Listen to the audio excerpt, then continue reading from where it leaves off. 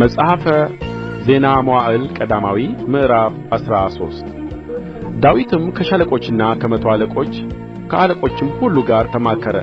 ዳዊትም የእስራኤልን ጉባኤ ሁሉ መልካም መስሎ የታያችሁ እንደሆነ ከአምላካችን ከእግዚአብሔርም ወጥቶ እንደሆነ በእስራኤል አገር ሁሉ ለቀሩት ወንድሞቻችን በከተሞቻቸውና በመሰምርያዎቻቸውም ለሚቀመጡ ካህናት እና ሌዋውያን ወደ እኛ ይሰበሰቡ ዘንድ እንላክ። በሳኦልም ዘመን አልፈለግነውምና የአምላካችንን ታቦት ወደ እኛ እንመልስ አላቸው። ነገሩም በሕዝቡ ሁሉ ዓይን ዘንድ ቅን ነበርና ጉባኤው ሁሉ እንዲሁ እናደርጋለን አሉ። የእግዚአብሔርንም ታቦት ከቂርያትይዓሪም ያመጡ ዘንድ ዳዊት እስራኤልን ሁሉ ከግብጽ ወንዝ ከሺሖር ጀምሮ እስከ ሐማት መግቢያ ድረስ ሰበሰበ።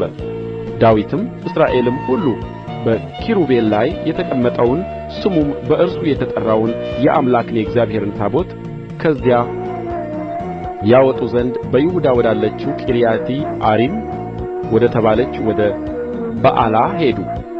የእግዚአብሔርንም ታቦት በአዲስ ሰረገላ ላይ ጫኑት፣ ከአሚናዳብ ቤት አመጡት። ዖዛና አሒዮም ሰረገላውን ይነዱ ነበር። ዳዊትና እስራኤል ሁሉ በቅኔና በበገና በመሰንቆና በከበሮ በጸናጽልና በመለከት በእግዚአብሔር ፊት በሙሉ ኃይላቸው ይጫወቱ ነበር። ወደ ኪዶንም አውድማ በደረሱ ጊዜ በሬዎቹ ይፋንኑ ነበርና ታቦቱን ሊይዝ ዖዛ እጁን ዘረጋ።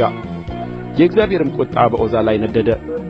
እጁንም ወደ ታቦቱ ስለ ዘረጋ ቀሰፈው፣ በዚያም በእግዚአብሔር ፊት ሞተ።